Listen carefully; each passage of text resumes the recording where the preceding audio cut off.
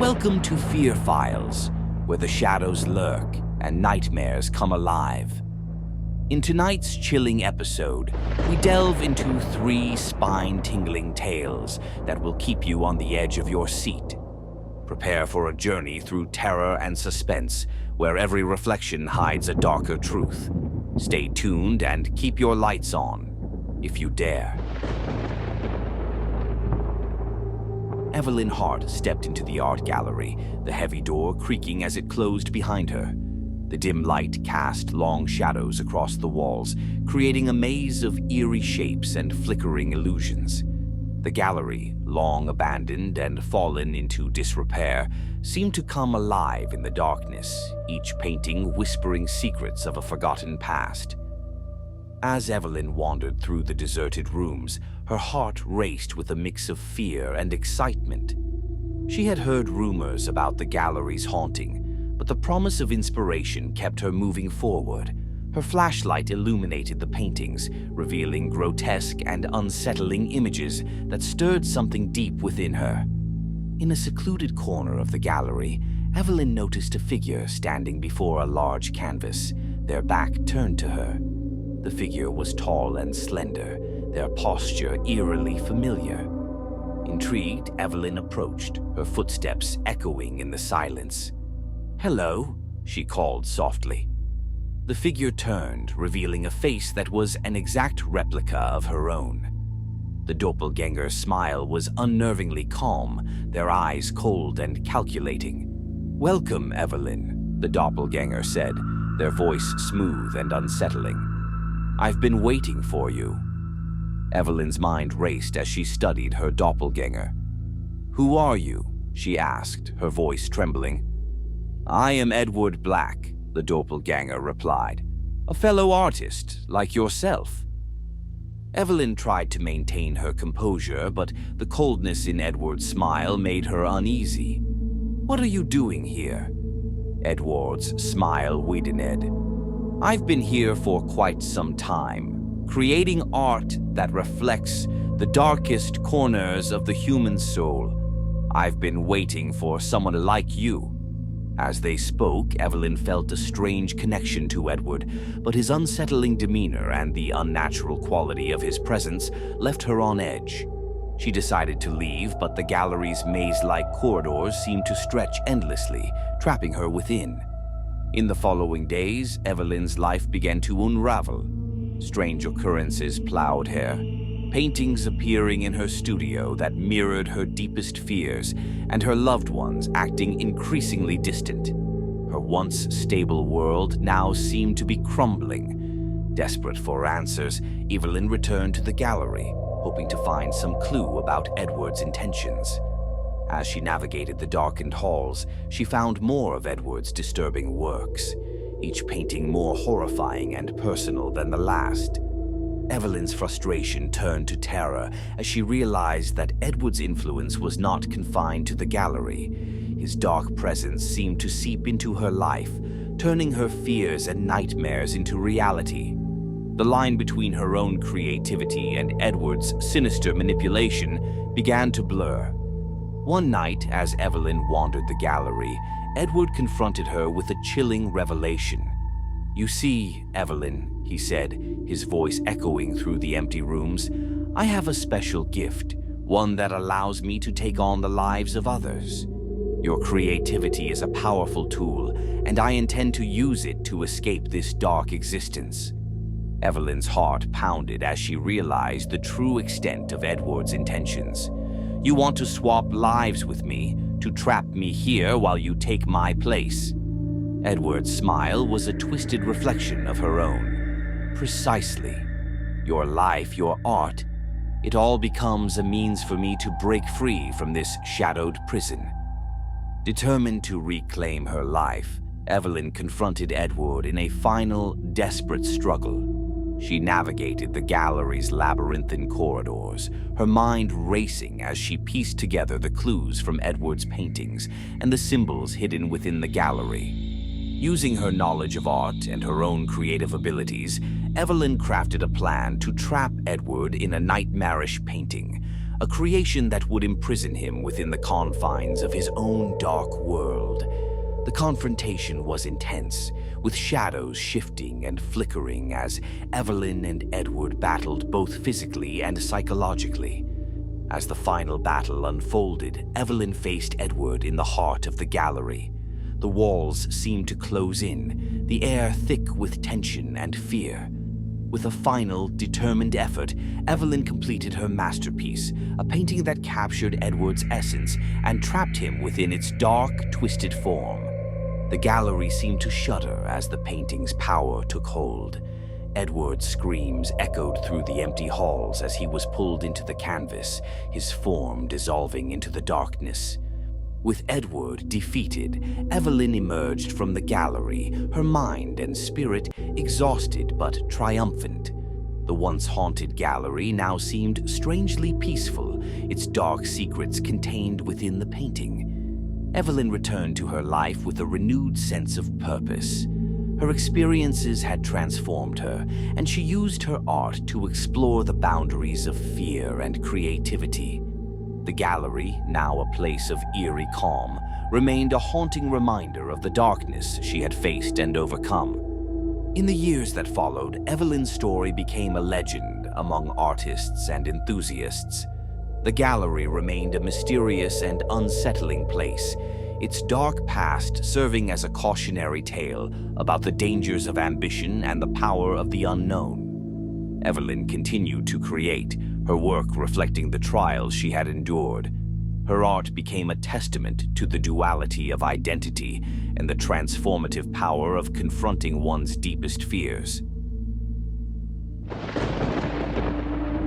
Dr. Rachel Ellis worked late into the night at the research facility, her eyes focused on the glowing screens and complex data streams. The rift generator hummed softly, a sleek, ominous machine designed to bridge the gap between dimensions. Rachel's obsession with her work had kept her isolated from her colleagues, but tonight she was on the brink of a breakthrough. As she adjusted the settings on the control panel, a strange sensation washed over her. The room seemed to shimmer and the lights flickered. Suddenly, the rift generator flared to life, creating a swirling vortex of light and shadow.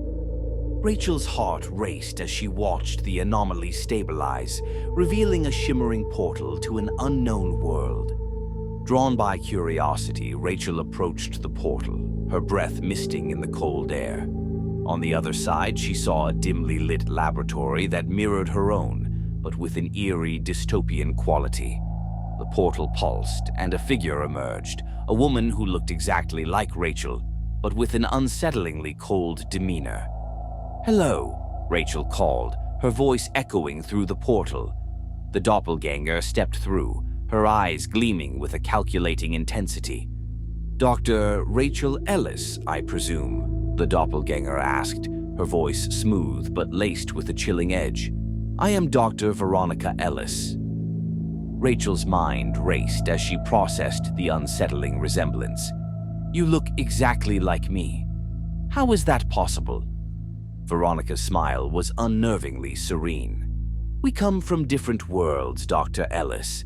In my world, we've perfected the art of interdimensional travel, but I need your expertise to complete my device." Rachel's curiosity was piqued, but a sense of unease settled over her. "What do you want from me?" Veronica's eyes narrowed. "Your knowledge, of course, and perhaps more than that." In the following days, Rachel's colleagues began to disappear under mysterious circumstances. Experiments went awry, and the facility was thrown into chaos. Rachel's initial fascination with Veronica turned to suspicion as she noticed subtle changes in her own reality, strange symbols appearing, and her colleagues behaving oddly. Desperate to understand what was happening, Rachel returned to the portal, finding Veronica's world in even greater disarray.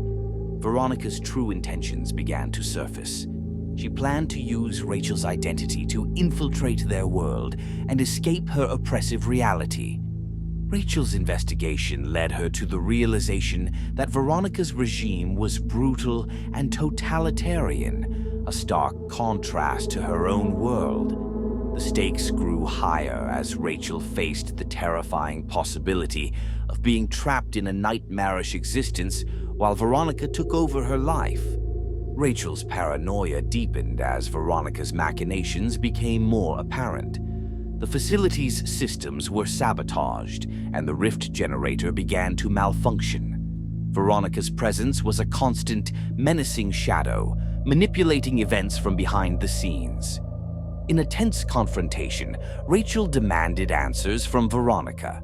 "Why are you doing this? What do you hope to achieve?" Veronica's cold smile widened. "Freedom, Dr. Ellis.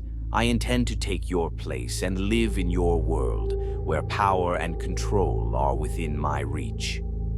Rachel's resolve hardened as she realized the extent of Veronica's plan. She needed to find a way to stop her before it was too late. Rachel devised a plan to thwart Veronica's scheme by sabotaging the rift generator and preventing the dimensional swap. She worked tirelessly to repair the machine and counteract Veronica's manipulations, but time was running out. In a climactic showdown, Rachel and Veronica faced off in the heart of the facility. The rift generator hummed ominously, its energy crackling with a dangerous intensity. Rachel fought to maintain control as Veronica's plan reached its final stages. The confrontation was intense, with the facility's systems faltering and the rift destabilizing. Rachel's determination and ingenuity were put to the ultimate test as she struggled to stop Veronica from escaping and to save herself from being trapped in a nightmarish reality. With the rift on the brink of collapse, Rachel made a desperate gamble. She redirected the power of the rift generator to create a feedback loop that would reverse the dimensional shift and trap Veronica in her own world. As the machine roared and the rift closed, Veronica's final screams echoed through the facility. Rachel's heart raced as she watched the portal vanish, sealing off the dystopian world from her own. Rachel emerged from the ordeal battered but victorious. The facility was in disarray, but she had prevented the worst outcome and protected her world from Veronica's malevolent plan. In the aftermath of the crisis, Rachel's colleagues returned, and the facility began to recover from the chaos. Rachel was left to grapple with the emotional and psychological impact of her encounter with Veronica. The experience had changed her, deepening her understanding of the dangers of unchecked ambition and the complexities of identity. She vowed to continue her research with a renewed sense of responsibility and caution. As she looked out over the facility's pristine exterior, Rachel reflected on the harrowing ordeal. The rift between worlds had been closed, but the echoes of her encounter would linger, a reminder of the thin line between discovery and disaster. Daniel Hayes adjusted his tie and took a deep breath as he entered the opulent boardroom. The room was bathed in the soft glow of pendant lights, casting a refined ambiance over the sleek furnishings and polished surfaces. At the far end of the room stood a grand mirror, an antique relic inherited from a recent acquisition that seemed out of place amidst the modern decor. The meeting was critical, a negotiation with a potential partner that could make or break a major deal for Hayes Enterprises. As Daniel approached the conference table, he caught a glimpse of his reflection in the mirror. For a moment, he noticed something peculiar, a subtle shift in the reflection's demeanor, an unnerving glint in the eyes that didn't match his own. In the weeks that followed, Daniel's success seemed to surge. The deals he negotiated went smoothly, and the company's stock soared. He attributed the success to his strategic acumen, but an unsettling feeling lingered. The mirror became a focal point, and he began to notice the reflection's subtle influence on his decisions. It was as if the mirror itself was guiding him with an unnerving precision. Personal relationships started to suffer. Daniel's once close friends and family grew distant, their concerns dismissed as distractions. The mirror's presence seemed to overshadow his life, its dark influence becoming more pronounced. One night, as Daniel returned to the office to work late, he was startled by a sudden chill. The lights flickered and the mirror's surface began to ripple, distorting his reflection. He watched in horror as Damien Hayes stepped out from the mirror, his malevolent smile widening. "Hello, Daniel," Damien said, his voice smooth yet filled with a sinister edge. "I've been waiting for this moment." Daniel's heart raced as he realized the full extent of Damien's presence. The Doppelgänger's emergence was not just a physical manifestation, but a harbinger of the horrors to come. As Damien's influence grew, Daniel's life unraveled. The company's success came at a cost. Personal relationships deteriorated, and eerie occurrences became frequent. Damien's malevolent presence was felt everywhere, manipulating events to further his own agenda. The boardroom, once a symbol of power, now felt like a prison. Desperate to understand the extent of Damien's plan, Daniel delved into the history of the mirror, uncovering disturbing details about its origins and its connection to dark forces. The revelations only deepened his fear and sense of urgency. In a climactic confrontation, Daniel faced Damien in the mirror's reflection. The boardroom was filled with an ominous energy as the Doppelgänger revealed his true intentions: to devour Daniel's identity and soul, leaving behind a hollow shell. "Your success has been my preparation," Damien declared. "I will take your place, and you will be trapped in my world of darkness." With the stakes at their highest, Daniel fought to protect his identity and soul. The mirror became a battleground, with Daniel confronting the Doppelgänger's dark forces and battling to reclaim his life. In a desperate gamble, Daniel used the mirror's power against Damien, redirecting its dark energies to trap the Doppelgänger within. The confrontation reached its peak as the mirror's surface shattered, sealing Damien's fate and ending his malevolent influence. Daniel emerged from the ordeal, scarred but victorious. The mirror's destruction marked the end of Damien's reign, but the damage to his personal relationships and the impact on his life remained. In the aftermath, Daniel faced the challenge of rebuilding his life and mending fractured relationships. The office was cleansed of the mirror's dark presence, and Daniel's focus shifted to repairing the damage caused by Damien's influence. As he looked at his reflection in a new mirror, Daniel reflected on the harrowing experience. The mirror, once a symbol of his ambition, had become a reminder of the dangers of unchecked power and the thin line between success and corruptio. Thanks for joining us on this nightmarish journey through the darkest corners of fear. If you survived these chilling tales, don't forget to like, subscribe, and hit that notification bell for more spine-tingling stories from Fear Files. And have you ever encountered something that made you question reality? Share your thoughts and experiences in the comments below. We'd love to hear them. Until next time, stay safe and remember, sometimes the shadows aren't just in your mind. They might just be lurking in the mirror.